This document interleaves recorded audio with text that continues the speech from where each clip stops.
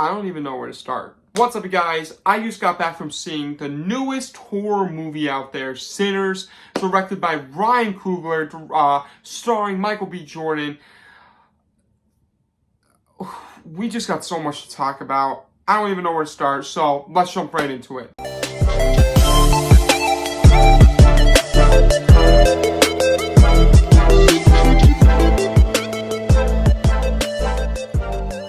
Before we get into it, as you guys know, as always, I'm going to have a spoiler-free review, then spoiler review, then jumping into my overall thoughts on the film. If you guys want to jump around throughout the video, timestamps are in the description below, like always. I'm not even going to say anything. I'm just going to jump right into it because I feel like this is going to be a bit long of a video, so let's get right into the spoiler-free review. Ryan Coogler, man, this guy is a filmmaker, bro. So, like, Ryan Coogler, I never really loved his movies as much as other people. He directed Black Panther, Wakanda Forever. He directed Creed. Those three movies, he directed one other movie with Michael B. Jordan that I haven't seen, but those three movies alone, I enjoy them. I give like two of them, I think all three, like an 8 out of 10. I very much enjoy them. I think they're good movies. Nothing though like that is like amazing filmmaking that I truly just love. This was it, man. This was the movie that really made me go, Ryan Coogler, you are a genius in filmmaking. Like, this was art. 2025 has just been a very like slow year for movies.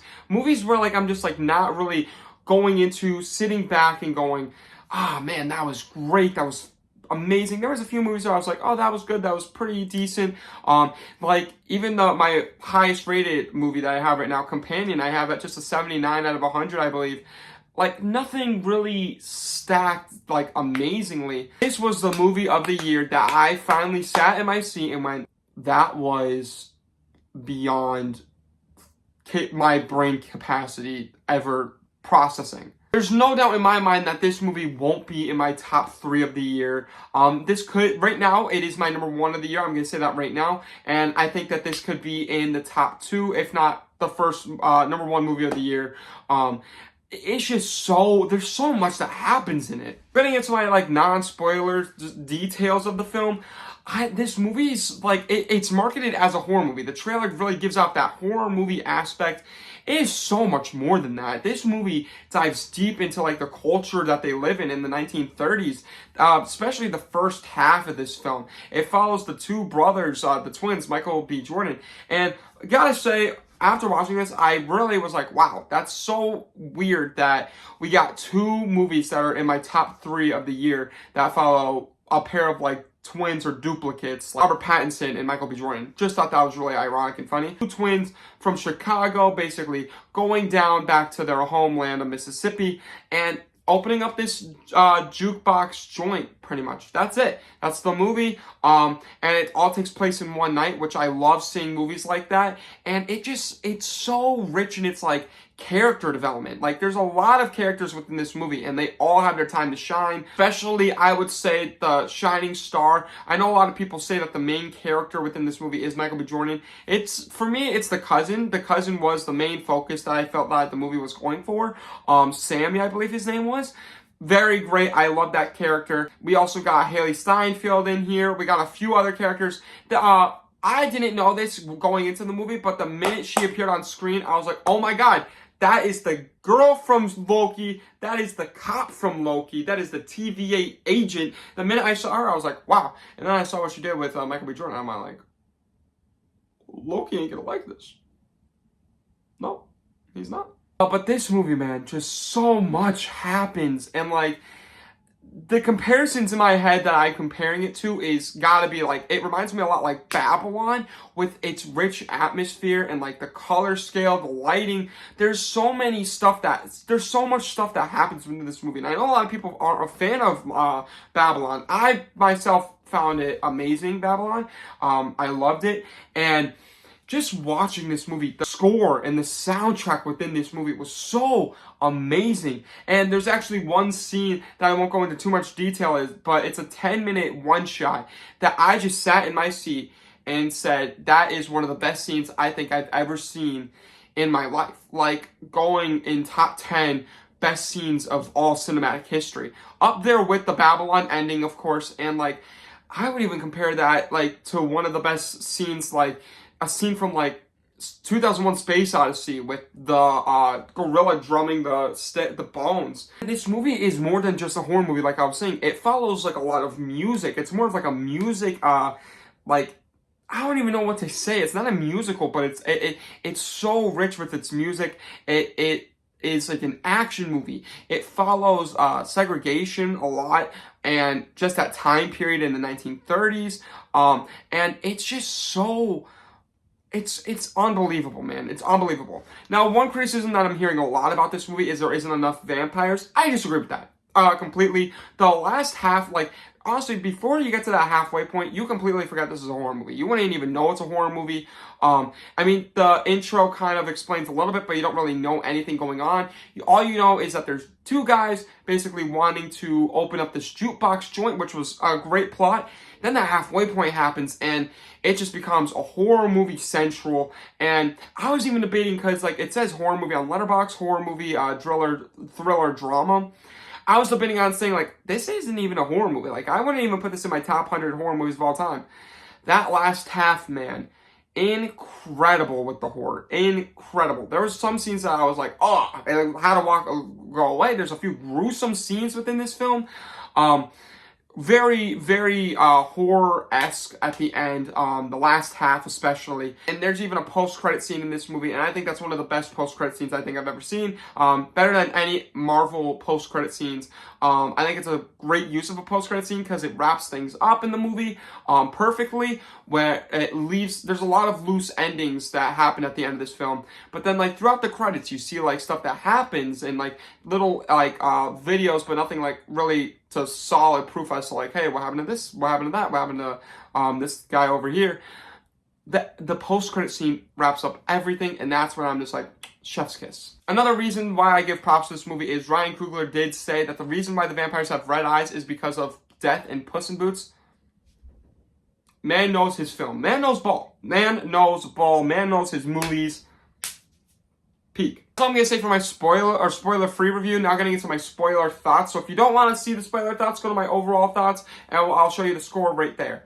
Getting into spoilers. Again, I don't even know where to start. Like, right from the beginning of this movie, it opens up, of course, with, like, the whole backstory on, like, music and how it can summon evil and good and just spirits. And I gotta say, I thought that was very well done. I thought it was well crafted. I like the little animation that we got. And then it jumps right into the events after the movie, where we see Sammy basically go up to the church, and he has all the blood on him and the scratch marks. Now, honestly, when this happened, I didn't really love the intro as much, but I didn't know, because I saw the scratch marks, so I was like, oh my god, he's gonna go insane on the church right now. He's gonna go crazy.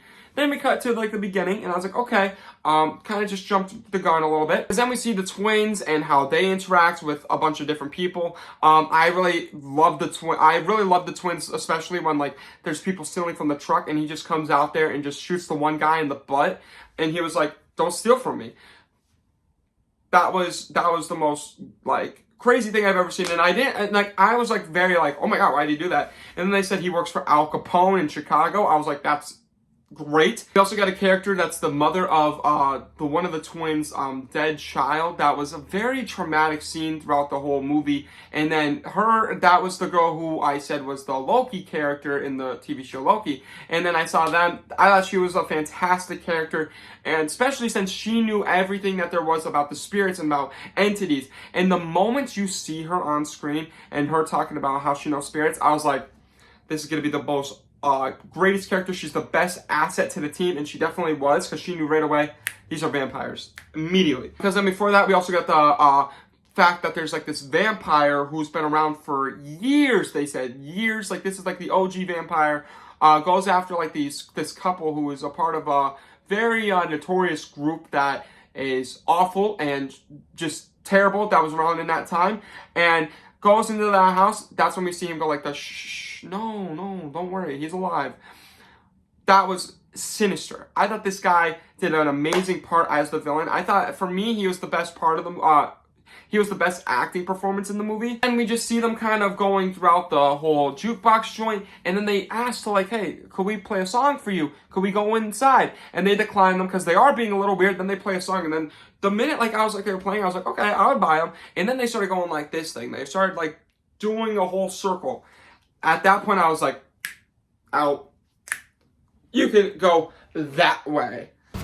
So I'm gonna need you to go that way. I don't know if any of you guys know what that was, but for those who do, it was a funny joke. I just was wondering, if these are vampires, why can't they just enter? Like, why can't they just go in?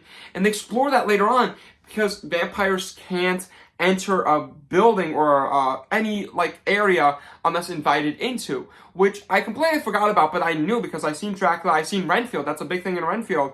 Completely forgot that that's a thing that vampires do, and I loved how they explored every little detail with vampires, every little genre, the garlic, the holy water, the silver bullets, everything with that. I love that they got that down to a T, that these are real vampires, not some generic. And then for a minute, like I was like, all right, they're not gonna say they're vampires. They're gonna say like they're like just on a lot, like they're from the dead people that just got reborn again. And then she drops the line, these are vampires. I got out of my seat. I'm like, this is why I love her. I love that girl. I was like, yes. So from there, that's when basically chaos ensues. We see Haley Steinfeld gets bit. She goes after the guy, which we've seen in the trailers, the twin, which I kind of wish they didn't reveal that. I feel like it would have been more impactful if they didn't reveal that in the trailers. But then just the chaos ensues. They're all in the house. They're all in this jukebox joint, trying to like not get attacked, because if they stay in there throughout the night, they'll be fine. By sunrise, they'll all be gone. And then they kick everyone out, and then I was like, okay, they all went home. This is the moment that I was like, okay, this is a 10 out of 10. We go back to the guy, the vampire. They're all circled around dancing. And I'm just like, that is insane. That is terrifying. And what it was even better, now I'm a very Irish person. I'm a very Irish household. Grew up Irish and Polish. So I'm like, St. Patrick's Day, my thing, loved it. The minute that man started humming, I was like, this is nuts. This is nuts. And he said, in the merry month of May, dude, I wanted to get out of my seat to go. I literally jumped, and my girlfriend held my hand, like held my arm, saying like, all right, calm down. I was like, there's no way. That was the most hardest line drop I think I've heard, like in a song. Like that was, like, all right, that might be a little excessive, but I'm telling you, like, I was just so hooked onto that, because then everyone starts doing it. He starts doing the Irish jig. The whole time, there's one woman in here